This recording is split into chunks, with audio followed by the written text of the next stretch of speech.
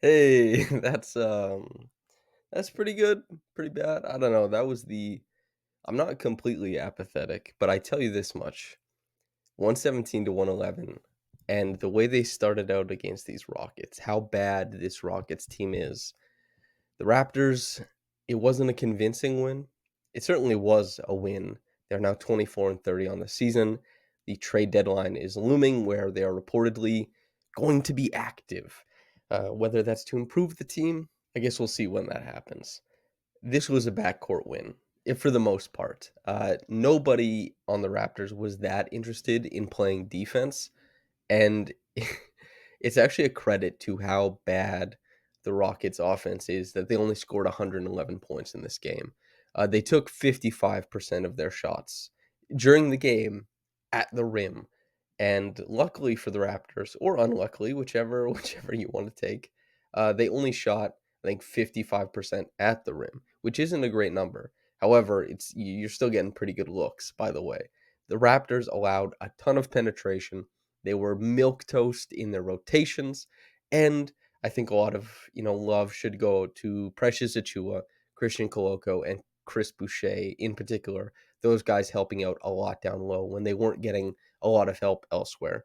The backcourt, as I said, winning this game. Gary Trent plays 38 minutes, 29 points for him. Fred plays 37 and a half minutes, 32 points for them. The shooting in this game was really, really high level. Both of them coming away with 5 triples in this one. Gary shooting 10 of 15 in this game. I think Fred was 10 of 22. Both very efficient scoring nights. Obviously, Gary's being significantly more so. The Rockets, really bad guard defense. I think most people know this. And their best defenders are on the wing and in the front court. And even those guys can be quite raw relative to other really great defenders at those positions in the league. Scotty Barnes had a pretty quiet game inside the arc. I think he had 4 made shots, and 3 of them were three-pointers.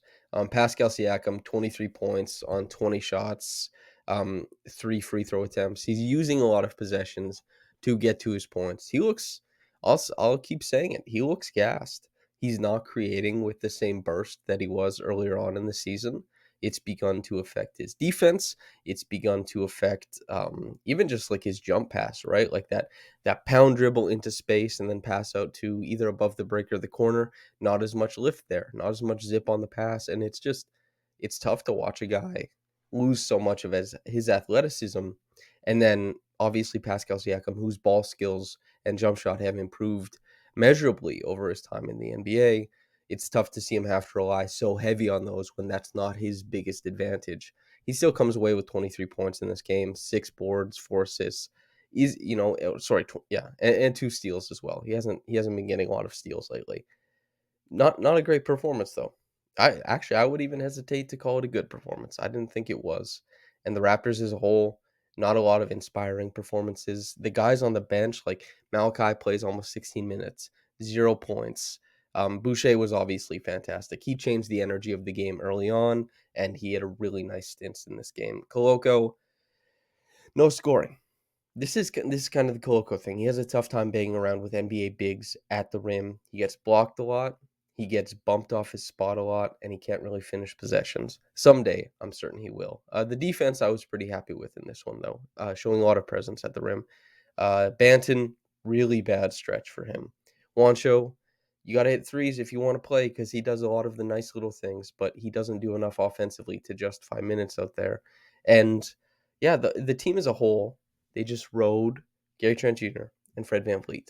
I haven't even done the intro yet. This is the Raptors Reaction Podcast. I'm your host, Samson Folk. As I said earlier, not completely apathetic, but I feel as though I am on the way there.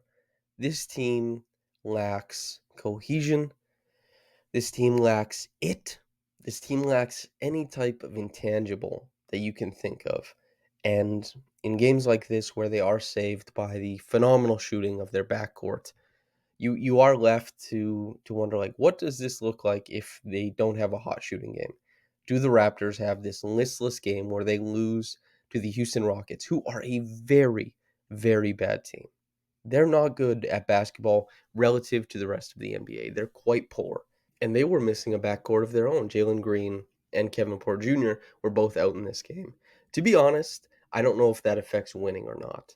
Perhaps the Rockets might have scored the ball better. They might have defended even worse if those two were there. But the Raptors, the healthier team in this one. OG Anunoby's still out, of course. He will be for the whole road trip, and who knows about afterwards. But this is a team the Raptors played who's very bad, and they didn't win in a very convincing fashion, in my opinion. And they haven't been playing a fun or impressive brand of basketball, and it hasn't been on either side of the floor. There's not that many takeaways, truly, from a game like this where the Raptors continue to disappoint. You're looking for some sort of process, you're looking for some sort of improvement. That was cool to cover as Scotty was playing a different role, for example, against better teams, navigating the massive Bucks front court as a guy operating as a connector, as a hub, and doing a fantastic job of it down the stretch as the Raptors made their march back towards what was a heartbreaking loss, but it was a march of sorts. There was good basketball in there despite it being terrible at the start. The Raptors, I don't think they had any really impressive process besides being able to, after the start of the game, keep their turnovers down and also able to turn the Rockets over a decent amount, get out and run, hit threes in transition, maybe get a few looks at the rim. And those threes that were made, like, we're talking about just between Gary and Fred, that's 30 points. Over a quarter of the points scored in this game came from those two guys, and they came from behind the 3-point line, and 15 extra points on top of that from the rest of the team. That was nice to see. But are those dependable baskets that you can expect to keep on happening all the time? I don't think so. And I think we've noticed that over the course of the season. The Raptors, there's been a lot of variance in a lot of the way that they play. It's why they had the Cavaliers, they've had their number this season. It's why they had a really impressive performance against the Mavericks. It's why they've been able to punch up against a few teams. And they're not consistent though. You want to be able to punch up against teams. Certainly you do. You want to be able to take advantage of unique matchups. Certainly you do. But if you cannot, as a baseline, win against the mediocre teams in the league, if you can't win against teams around your level in the league, the Raptors haven't been, and you're only occasionally winning this game against a good team, and then sure, you beat the Houston Rockets. I know if you're listening to this, you're thinking, well, what were they supposed to do to convince you? I truly, I don't mean to be too much of you know a Debbie Downer, as it were, but we're looking at a team that is playing really poor basketball, and some people are going to start looking at individual players for improvements. Some people are going to look at individual players for box score numbers, all this kind of stuff. And you can. And this is typically where the solace is in seasons like this. Who knows how it is after the trade deadline? But, and just a heads up, if this Raptors team continues to be bad, doesn't win against teams convincingly, doesn't play a good brand of basketball that allows them to have a good second half of the season, then I'll be paying more attention not to the team as a whole, but to progressions of players who are making their way in development. The Precious Achiuwas, the Scotty Barnes, who, if Gary Trent Jr. is still here, right? Pascal Siakam, Fred Van, whoever's here, we have to pay attention to if they're getting better. And maybe you think Pascal and Fred won't get better. That's okay too. But we have to be able to pay attention to the young guys on the team if they signal that this is now a future facing franchise. And who knows what happens at the trade deadline? Who knows who else comes in? But I'm expecting change, and I think the team is too. You can see it in the way that they play. A lack of effort, a lack of togetherness. It's just not there. This game is not so compelling, honestly. There's a few nice performances in here. There's some really nice plays by Scotty Barnes throughout the game in what was a game that he had a tough time figuring out. Not only because the backcourt had the ball a lot of the time, but because when Scotty got the ball, the things that Houston is good at defending happen to be the types of initiation that Pascal and Scotty like to do. When it comes to Fred and Gary, then they have a lot more trouble guarding those actions. And so the Raptors, they were seeking that out. So the Raptors win. They find these big numbers for their backcourt. But for Raptors fans who are not sold on this team being good this year, who don't care that much about the record, what do they want to see? They don't want to see a win against one of the worst teams in the league. They want to see more possessions for their exciting young star, for example. And I don't blame Fred or Gary or Pascal or Nick or anybody out there for what they're doing. They wanted to win. They played the way that would get them a win. And so they did. However, this is currently a team that plays a certain way to win, that doesn't achieve wins often enough, and also will not achieve the meaningful wins down the road. And so this is where the roster building and the front office has put them. Arrested development, as it were. I keep saying as it were. I don't it's been in my head for a while, man. I don't know why I'm doing that. Let me shake out of that. I keep saying it though for some reason. Anyway, something to pay attention to, a development on my end, to make sure that I stop saying that as often. I think 2 or 3 times in this podcast. There you go. Reggie Evans Award, Chris Boucher. He changed the energy of the game when he came in the first quarter. The Raptors were getting the brakes beat off of them. He comes in. Not only does he help out on the interior on offense by kind of pushing on the offensive glass, working his way in as a cutter, pressuring them there, but also on defense, being a guy who flies around the court. His energy was palpable. The Raptors felt it. It helped them catch up at that point in time, and it was a through line throughout the game. That was really nice to see from Chris. It's important for a guy like him to be able to imprint on a team like this, on a game like this.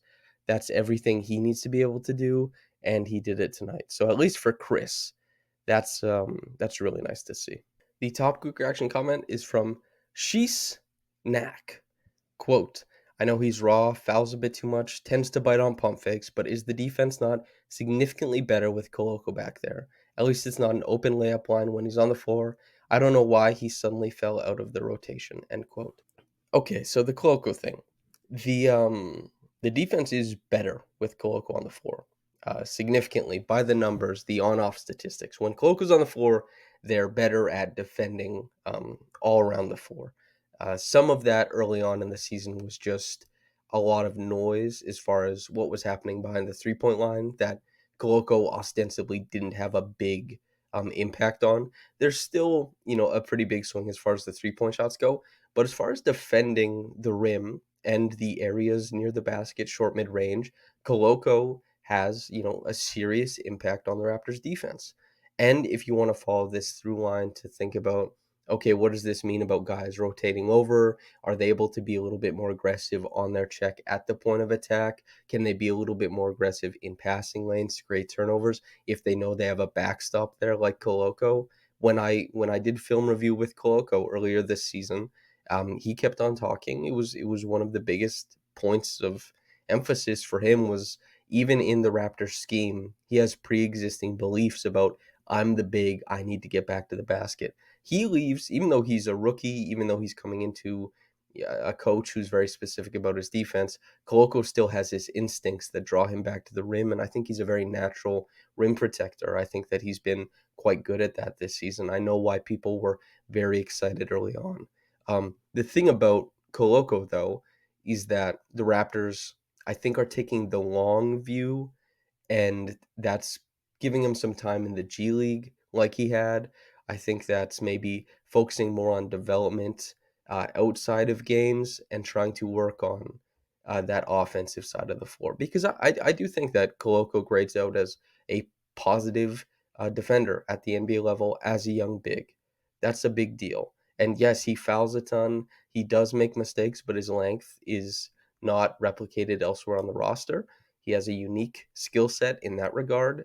His movement skills in combination with his length. So I don't. It's nice to see that Precious got a bunch of minutes and has been getting a bunch of minutes. When OG was still here, and not injured, and we were looking at a Raptors team that needed to bring Boucher off the bench because he's on a contract, he plays pretty well, and he definitely brings, as we saw tonight, a palpable amount of energy and can do a lot of things on the floor. Precious is less than a year older than Koloko, a good deal better. And as far as ceiling goes, considerably higher than Koloko probably. you can't really um, prioritize Coloco's development or time on the court more than Precious's. I don't think that makes sense. And so I guess Coloco got squeezed a little bit just because the Raptors are trying to not just only bring the 6'9", 6'9", and 7 foot guy off the bench, right? So that's probably why. In a perfect setting, maybe the Raptors, who knows what happens with this trade deadline, but maybe afterwards Precious is a full-time starter. Maybe that means Koloko is a guy who will have a complete and set spot in the rotation. That would be cool to see. I don't know what happens, but Koloko, I understand why you want to see him play.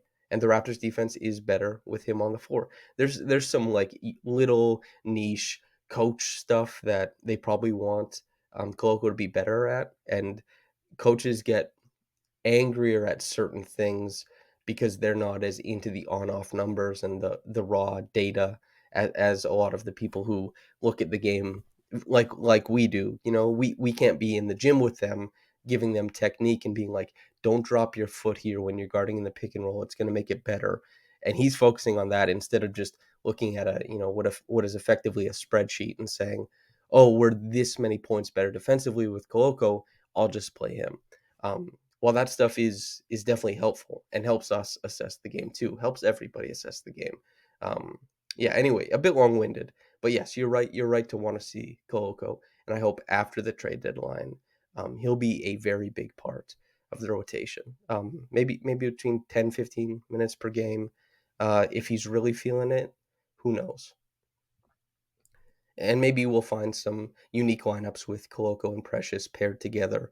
And especially if Precious's 3-point shot picks up in the second half of the season like it did last season, then you're probably allowed to try a bunch of new things. So, Chys Nac, thanks for writing in.